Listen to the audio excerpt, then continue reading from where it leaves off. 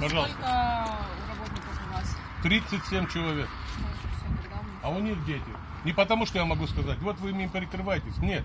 Вот они все, посмотрите на них. Завтра что они должны делать? Мы что-то занимаемся незаконным каким-то производством. На каком основании сотрудники РАРа там находятся? Это фармацевтическое предприятие.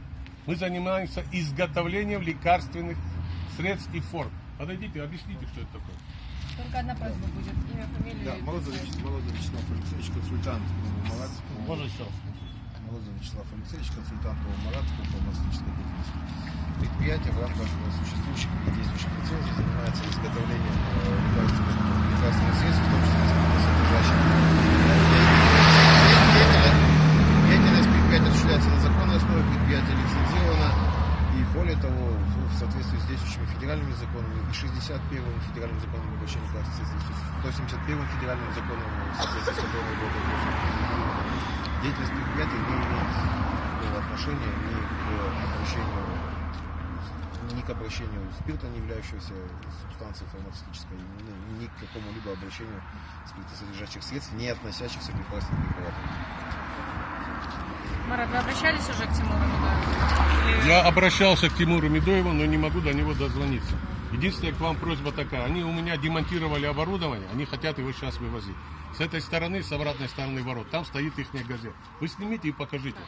С одной стороны у нас стоит один ОМОН, с другой стороны другой ОМОН. Вот перед нами стоят сотрудники госавтоинспекции. Для чего? Я задаю вопрос. Здесь преступники? Для чего они стоят здесь?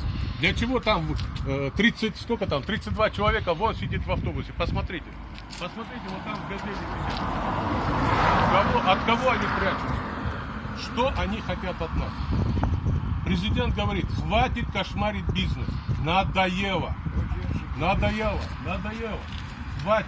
Если не дадите, скажите, НЭП закончился, все. И тема закрылась. Больше я ничего не могу сказать.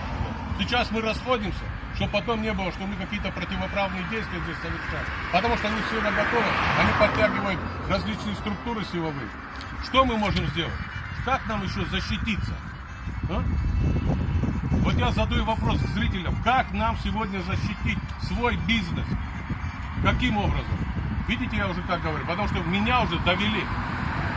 12 лет каждый день ко мне должен кто-то прийти. 12 лет. Все вымогают взятки. Ну сколько можно об этом говорить? Какие взятки, если вы не даете работать? Людям зарплаты нечем заплатить. Сколько можно об этом говорить? Ну скажите, тогда подохните с голоду в конце концов. И так ничего не работает. Посмотрите, все заросло. Это что такое? Кто такой этот РАР?